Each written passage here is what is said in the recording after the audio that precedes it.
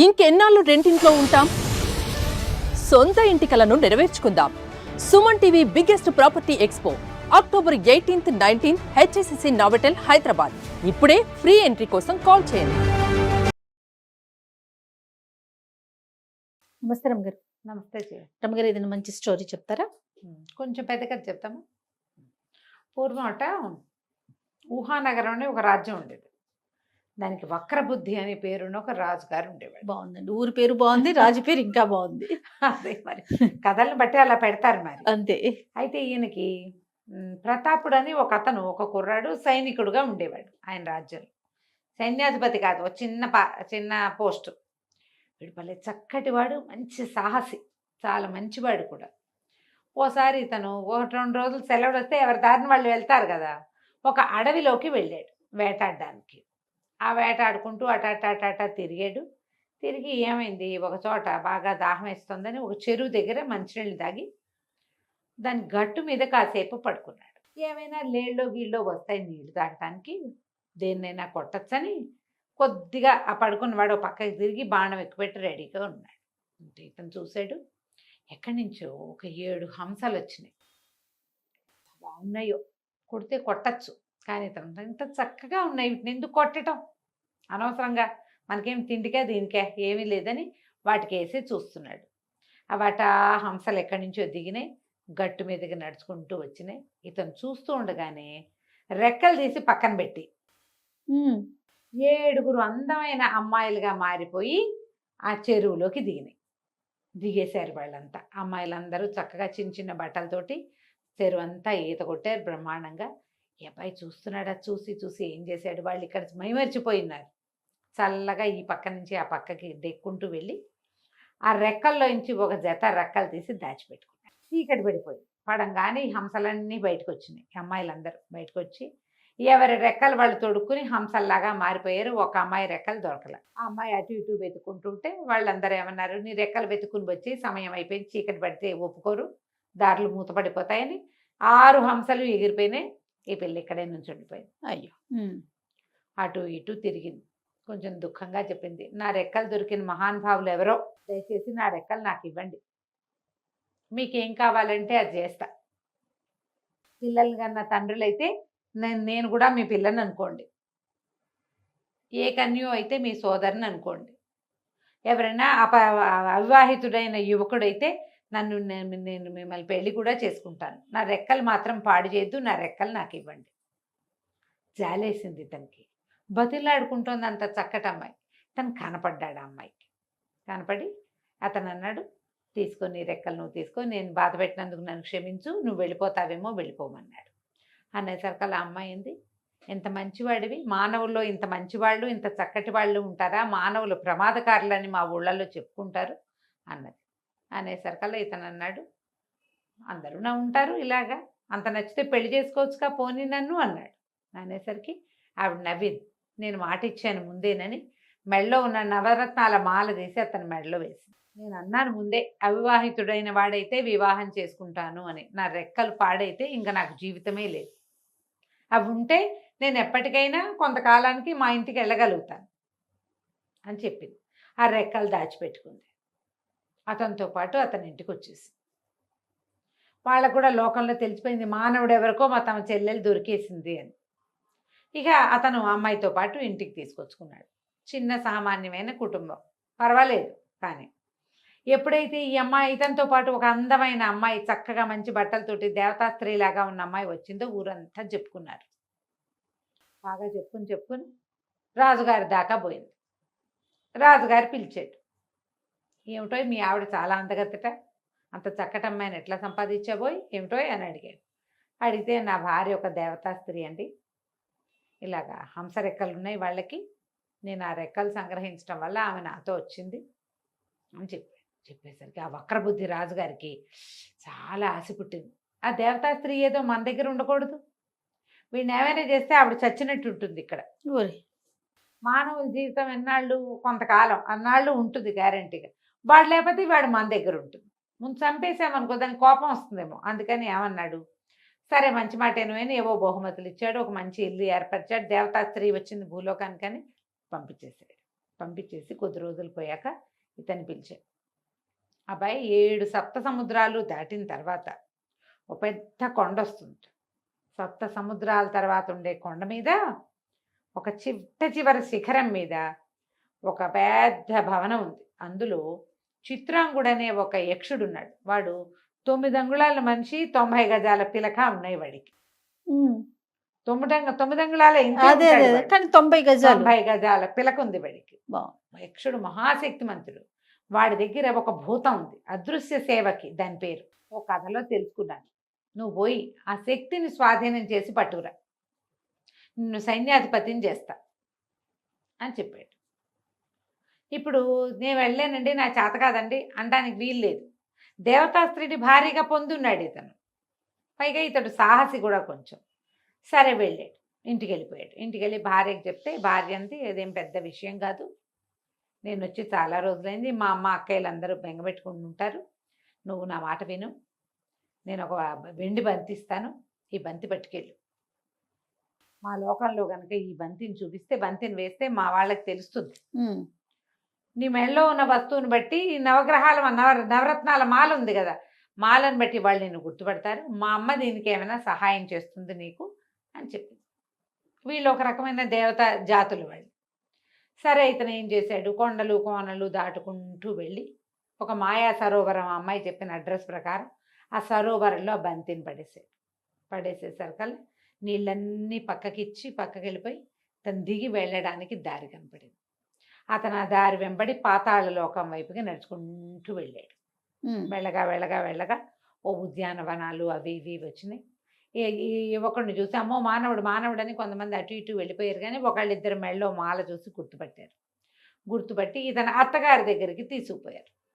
ఆవిడ ఈ మెళ్ళో ఉన్న వస్తువుని చూసి వాళ్ళ అమ్మాయి ఒక ఉత్తరం రాసిచ్చింది. అది చదువుకుని, అయ్యా నువ్వు చాలా మంచివాడివి, మా అమ్మాయి ఉత్తరం రాసింది, నన్ను వదిలేయండి అని అడిగినందుకే నా భర్త నాకు ఉడుపులు ఇచ్చేస్తానన్నాడు, ఇంకొకడైతే హంసరెక్కలు దొరికితే ఎంతైనా చెయ్యొచ్చు, నేను అతన్ని వెలచి వివాహం చేసుకున్నాను, ఇతను చాలా ఉత్తముడు, మానవోత్తముడు, కాబట్టి ఇతనికి ఏదైనా సహాయం చెయ్యి, అతను అడిగింది చేయమని కూతురు ఉత్తరం రాసింది. ఆవిడ చాలా సంతోషించింది. చాలా బాగుందని ఏం చేసింది, తమ లోకంలో ఉన్న అన్ని రకాల జంతుజాలాల్ని పిలిచింది. అందరు వచ్చారు. ఎవరికైనా ఈ సప్త సముద్రాల తర్వాత ఉన్నటువంటి ఈ కొండ మీద ఉన్న, కొస మీద, శిఖరం మీద ఉన్న చిత్రాంగుడు తెలుసా, ఆ లోకం తెలుసా, ఆ యక్షలోకం అంటే మాకు తెలియదు అన్నారు. అయితే వచ్చిన జనాల్లో ఒక కుంటి కప్ప కాలు కుంటిది ఎగురుకుంటూ వచ్చింది. మామూలుగా అట్లా కుంటిగా ఎగురుతుంది. అది నాకు తెలుసు, నేను ఇదివరకు వెళ్ళాను, మా అమ్మ తాత వాళ్ళు అంతా కూడా వెళ్తుండే వాళ్ళు అక్కడికి అని చెప్పింది. చెప్పంగానే ఆవిడేమంది, నువ్వు మా నల్లుడు గారిని, ఈ ప్రతాపుడిని తీసుకెళ్ళి అక్కడికి తీసుకెళ్ళి ఆ పని ఏదో పూర్తి చేయించి తీసుకురా. సరే ప్రతాపుడు కుంటికప్ప ఇద్దరు బయలుదేరారు. ఈవిడేదో ఒక సాధనం ఇచ్చింది సప్త సముద్రాలు దాటడానికి.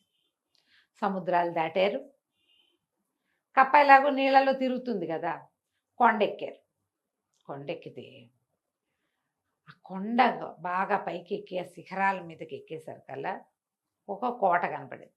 ఆ కప్ప ఏం చెప్పిందంటే, నేను బయటే ఉంటా, నేను లోపలికి రాలేను, నువ్వు లోపలికి వెళ్ళు, చూద్దాం.